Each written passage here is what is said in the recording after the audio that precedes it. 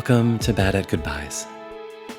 Each week on our show, we spotlight species from the IUCN Critically Endangered Red List.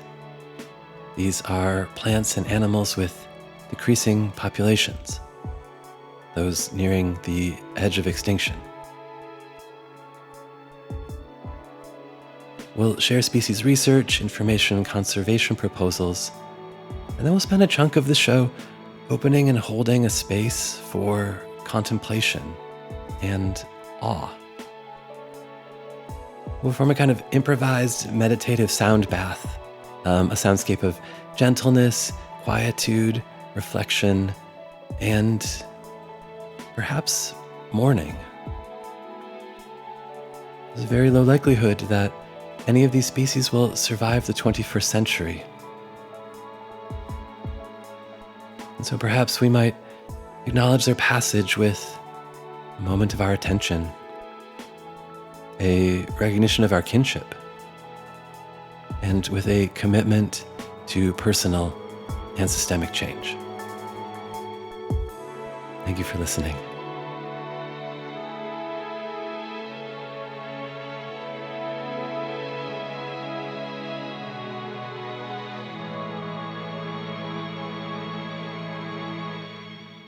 On today's show, we consider the Beard's Mallee.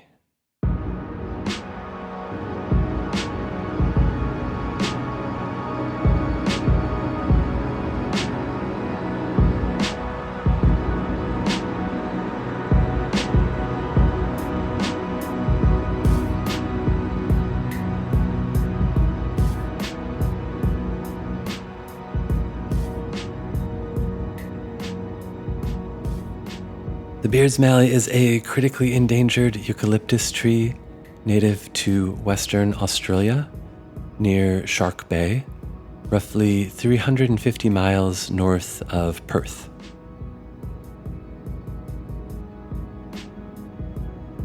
Beard's Mallee is a small flowering evergreen eucalyptus tree that typically grows to heights of 10 to 16 feet. Its shape is directly influenced by a particular fire adaptation. The tree grows a lignotuber, which is a woody swelling at the root crown, so that's like at the top of the root system. This is at the base of the trunk, so just below or at the soil surface. Lignotubers are packed with dormant buds from which new stems may sprout, and packed with starch reserves that can support a period of growth in the absence of photosynthesis.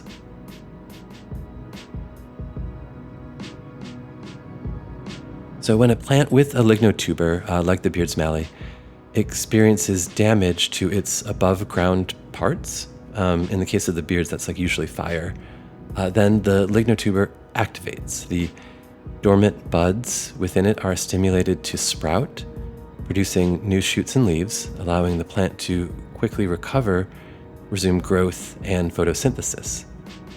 The stored nutrient reserves supports that initial growth until there's ample foliage for new photosynthetic food production.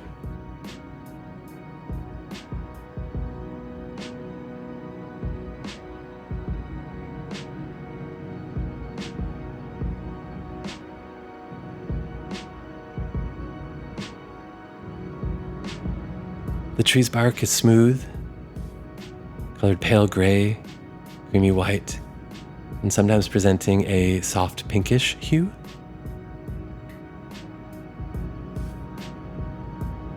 The light green leaves of the Beard's Mallee are narrow, curving and longer than they are wide, tapering to a point at the ends, generally measuring between 3 to 5 inches long and a quarter to a half inch wide.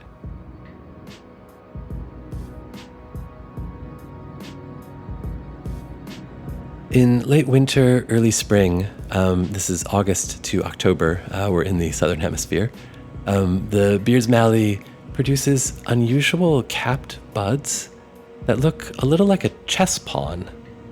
They hang downward in an umbel inflorescence. Inflorescence just means a cluster of flowers, and umbel describes how the stalks of that cluster grow from a single central point resembling an umbrella.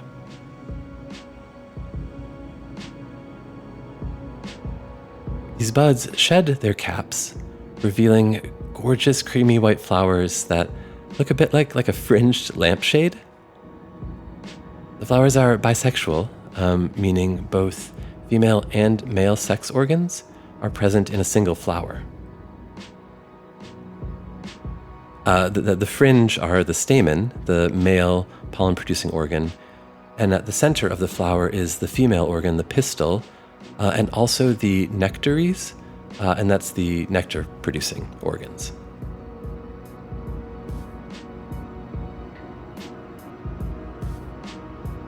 Honey eaters, a diverse family of small bird found in Australia, drink this nectar using their long, thin bills and brush-tipped tongues.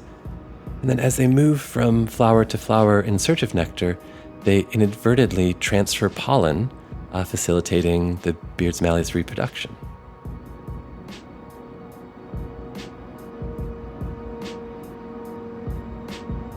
Once fertilized, the tree develops a small, brown, cup-shaped woody fruit.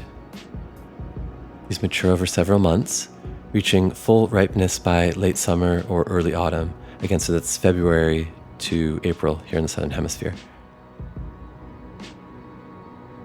The fruit measures roughly half an inch in both length and width, and once mature, these seed capsules remain on the tree.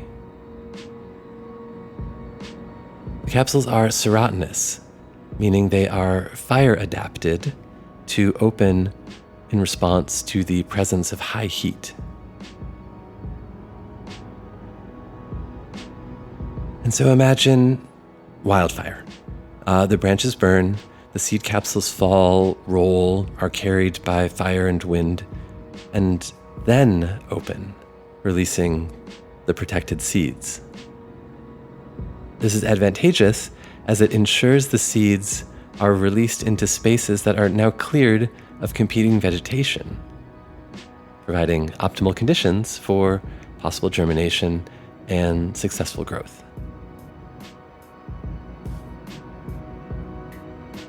And of course, after a fire, the parent plant is often able to regrow, relying on the dormant shoots and stored nutrients in its lignotuber.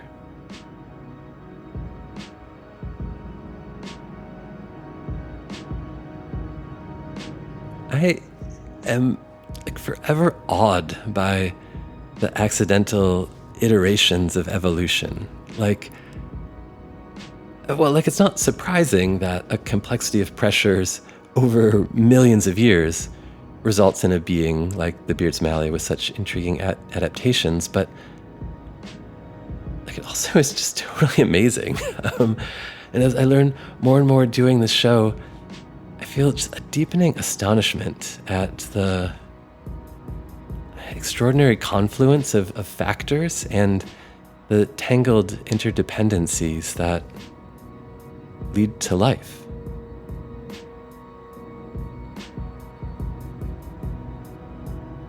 What a gift. Even in this late moment, what a gift it is to live on our planet.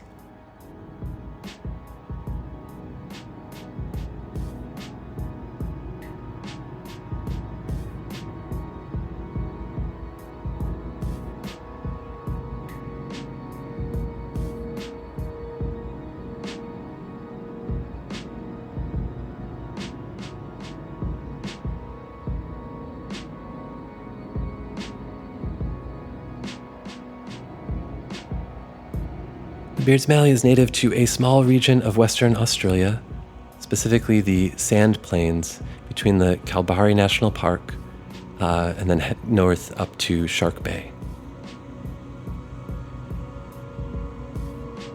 This area is considered part of the Southwest Australian ecoregion, which is a recognized biodiversity hotspot. This ecoregion is characterized by a Mediterranean climate with hot, dry summers and cool, wet winters.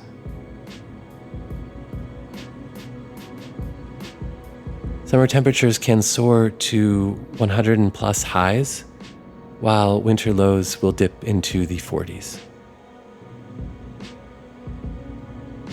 The annual rainfall is fairly low, averaging 14 inches, primarily concentrated in those winter months.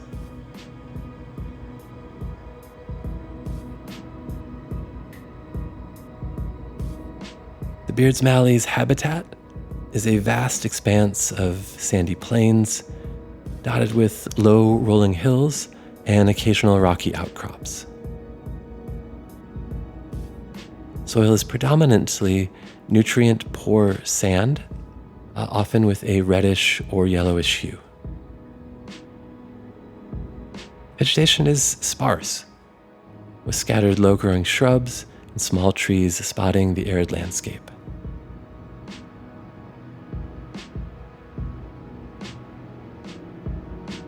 The Beard's Mallee shares this home with Una Mallee, Scepter Banksia, Emu Acacia, Mallee Fowl, Northern Sandplain Mallee, Bearded Dragon, Broombush, Grevillea, Sangoana, Gray Kangaroo, Ashby's Banksia, Brushtail Possum, and many, many others.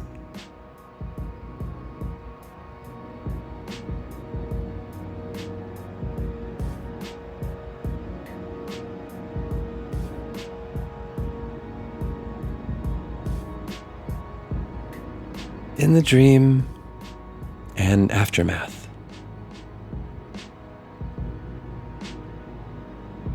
In the dream, an ashen aftermath, a barren expanse of green, burnt black, limbs and trunks fire-licked, smoke taste on my lips, and a sadness, an orange-lit sky.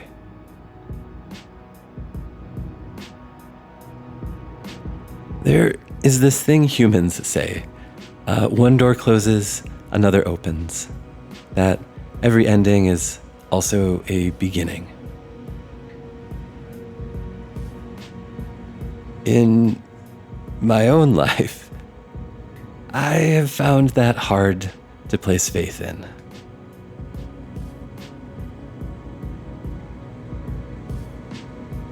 But here, in this dream, I can smell the truth of it.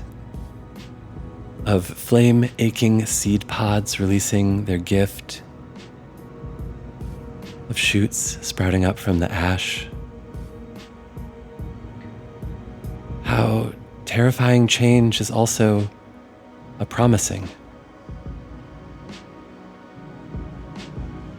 And so I speak a small prayer into the char to remember this scent, this trust, when I wake from the dream.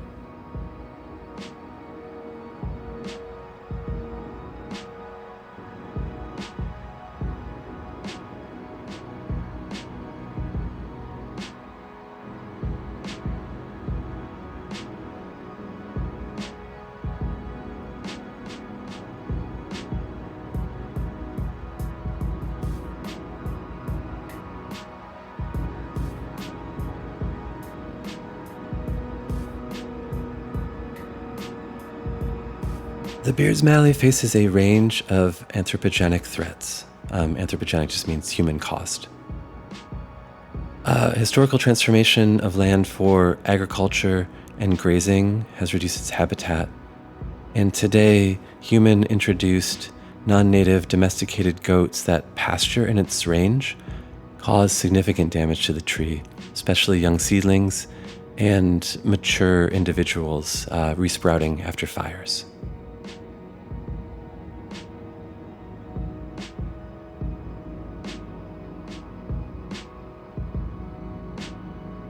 Human development continues to be an issue. One subpopulation of Beard's Mallee was destroyed by road construction.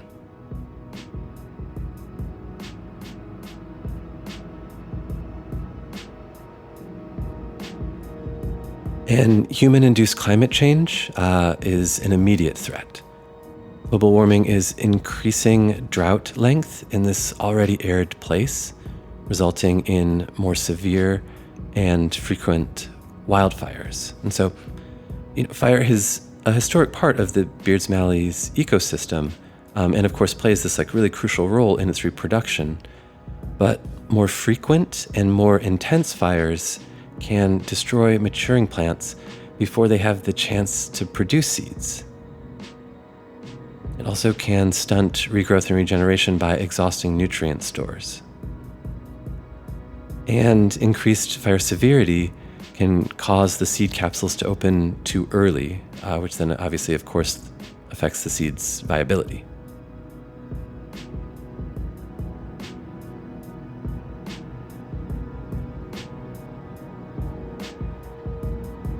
The Beards Mallee is legally protected under the Australian Environment Protection and Biodiversity Conservation Act of 1999.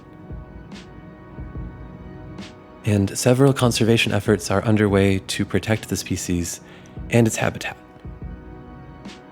This includes identifying and safeguarding its ecoregion, restoring degraded habitats, controlling invasive weeds, managing grazing pressures, and implementing fire protocols to promote natural regeneration.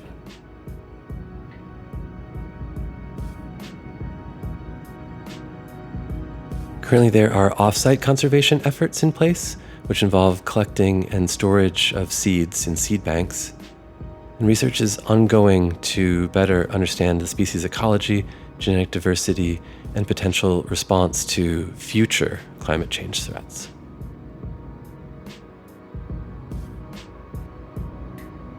Nevertheless, the Beards Mallee was added to the IUCN Red List of Critically Endangered Species in 2019, and their population is in decline.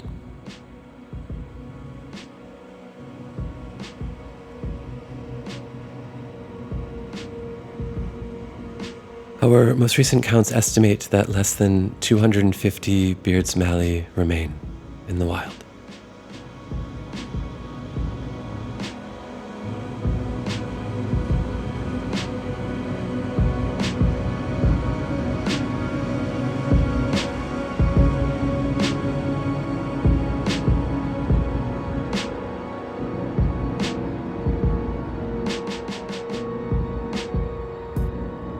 Information for today's show about the Beards Mallee was compiled from the Australian Biological Resources Study from their Department of Climate Change, Energy, the Environment and Water, from the Western Australian Herbarium, Flora Base, from Noticia Volume 2, Issue 4, from the Australian Government's Approved Conservation Advice for Eucalyptus beardiana, from the IUCN, and from Wikipedia.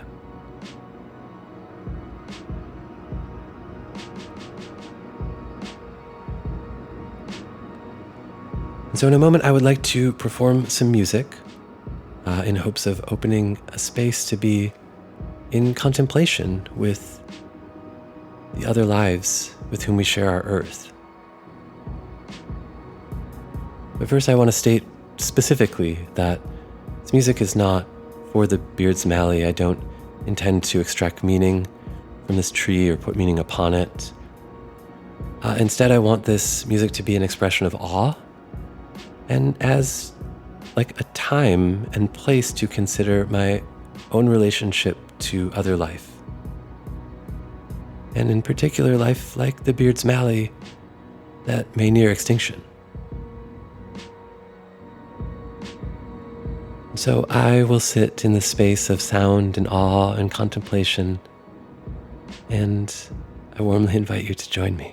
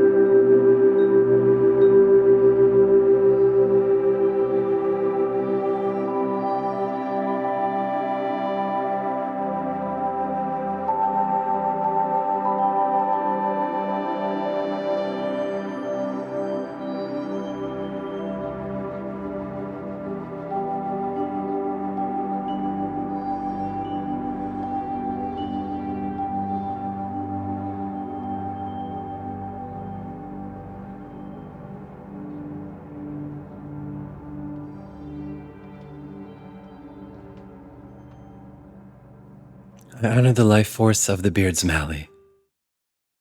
I will keep its human name in my record. I am grateful to have shared time on our planet with this being, but I lament the ways in which I and my species have harmed and diminished this species. And so in the name of the beard's Mallee, I pledge to reduce my consumption and my carbon footprint and curb my wastefulness. I pledge to acknowledge and attempt to address the costs of my actions and inactions, and I pledge to resist the harm of any plant or animal kin or their habitat by individuals, corporations, and governments. I pledge my song to the witness and memory of all life, to a broad celebration of biodiversity, and to the total liberation of all beings.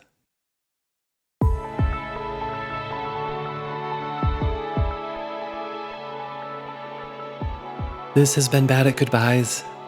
Thank you for listening. Until next time, let's take care of each other and all of our kin. Goodbye.